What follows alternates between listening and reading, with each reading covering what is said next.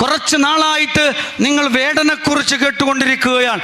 കേരളത്തിൻ്റെ വിപ്ലവകാരിയായ രാഷ്ട്രീയമുള്ളടക്കമുള്ള കറുപ്പിൻ്റെ സൗന്ദര്യത്തെക്കുറിച്ചും രാഷ്ട്രീയത്തെക്കുറിച്ചും പറഞ്ഞിട്ടുള്ള, പാടിയിട്ടുള്ള, എഴുതിയിട്ടുള്ള, അതോടൊപ്പം തന്നെ നമ്മൾ മനസ്സിലാക്കണം, ദലിത് രാഷ്ട്രീയത്തെ, അയ്യങ്കാളിയെക്കുറിച്ച്, അംബേദ്കറെക്കുറിച്ച് സംസാരിച്ചു കൊണ്ടിരിക്കുന്ന, ഫലസ്തീനെക്കുറിച്ചും ഗസയെക്കുറിച്ചും സംസാരിച്ചു കൊണ്ടിരിക്കുന്ന, സവർണ മേധാവിത്വത്തിനെതിരെ, വംശീയതക്കെതിരെ നല്ല ഭാഷയിൽ, മൂർച്ചയുള്ള ഭാഷയിൽ പാടിക്കൊണ്ടിരിക്കുന്ന റാപ്പ് സംഗീതജ്ഞൻ, ആ റാപ്പ് സംഗീതജ്ഞനായ വേടനെ വേട്ടയാടുകയാണ് ശശികലയും കൂട്ടരും.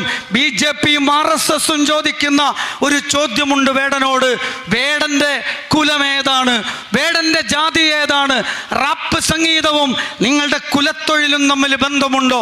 റാപ്പ് സംഗീതവും നിങ്ങളുടെ കുലത്തൊഴിലും തമ്മിൽ ബന്ധമുണ്ടോ? അതുകൊണ്ട് റാപ്പ് സംഗീതത്തിന് വേണ്ടി എന്തിനാണ് പട്ടികജാതി ഫണ്ട് ഉപയോഗിച്ചത് എന്ന് ഗവൺമെന്റിനോടും ഒരു ചോദ്യം ചോദിക്കുകയാണ്. എന്നിട്ട് ഓർമ്മപ്പെടുത്തുകയാണ്, നിങ്ങൾ നിങ്ങളുടെ കുലത്തൊഴിലേക്ക് മടങ്ങിപ്പോകണം.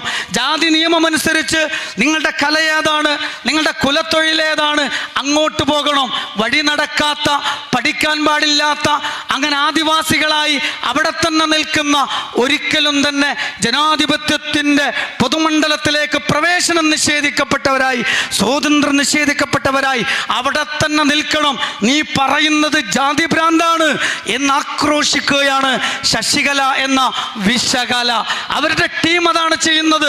ഇത് ഞാൻ പറയുന്നത് RSSും BJPയും ഇവിടെയുള്ള മുഴുവൻ മനുഷ്യരോടും പറയുന്നു, മുസ്ലിങ്ങൾ ശത്രുക്കളാണ്, നമുക്കൊരുമിച്ച് നിൽക്കാമെന്ന്. എന്താണ് ഇവരുടെ രാഷ്ട്രീയമെന്ന് നമ്മൾ മനസ്സിലാക്കണം. നമ്മുടെ കേരളത്തിലാണിത് സംഭവിച്ചുകൊണ്ടിരിക്കുന്നത്. നമ്മുടെ കേരളത്തിലാണിത് സംഭവിച്ചുകൊണ്ടിരിക്കുന്നത്. തീർച്ചയായിട്ടും വേടൻ ചോദിക്കുന്ന ചോദ്യമുണ്ട്.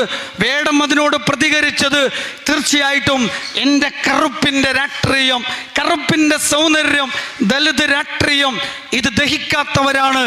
എന്നോട് നിങ്ങളൊക്കെ ഇങ്ങോട്ട് വരണോ, ഇങ്ങോട്ട് വരണ്ട, ഇതൊക്കെ ഞങ്ങൾ ഉയർന്ന ജാതിക്കാർ കൈകാര്യം ചെയ്തു കൊള്ളാം, അവിടെ തന്നെ നിന്നോളം എന്ന് സവർണ മേധാവിത്വത്തിൻ്റെ വംശീയമായ ഭീഷണിയാണ് എന്നോട് അവർ നടത്തുന്നത് എന്ന് വേടന് മനസ്സിലാവുകയും വേടൻ അത് മാധ്യമപ്രവർത്തകരോട് പറയുകയും ചെയ്തു. എന്നിട്ട് അദ്ദേഹം പറയുന്നുണ്ട്, വേടൻ പറയുന്നുണ്ട്, ജനാധിപത്യവും BJPയും ജനാധിപത്യവും RSSും ജനാധിപത്യവും എനിക്ക് വിലക്കേർപ്പെടുത്തുന്നവരും അവരും തമ്മിൽ ഒരു ബന്ധവുമില്ല, അവർ ജനാധിപത്യ വിരോധികളാണ് എന്നുകൂടി വേടൻ വിശദീകരിക്കുന്നുണ്ട്. നിങ്ങളൊക്കെ വേടനെ കേൾക്കുന്നുണ്ടാവും.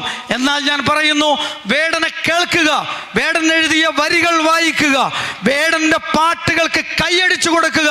കാരണം വേടൻ ഉയർത്തുന്നത് നമ്മുടെ കേരളത്തിലെ വംശീയ രാഷ്ട്രീയത്തിനെതിരെ, സവർണ മേധാവിത്വത്തിനെതിരെ, കറുപ്പിന്റെ ദലിത് രാഷ്ട്രീയം അതിശക്തമായി ഉന്നയിക്കപ്പെടുകയാണ് വേടനിലൂടെ. അതുകൊണ്ടാണ് തീർച്ചയായിട്ടും നമ്മൾ ഉയർത്തുന്ന സാഹോദര്യ രാഷ്ട്രീയത്തിൽ വേടനെക്കുറിച്ച് രണ്ട് വാക്ക് പറയാതെ നമുക്ക് മുന്നോട്ട് പോകാൻ സാധ്യമല്ലാത്ത വിധം വേടൻ വലിയ ഒരു രാഷ്ട്രീയ സന്ദേശമായി കേരളത്തിൽ ഉയർന്നു നിൽക്കുന്നു എന്നുള്ളതാണ്.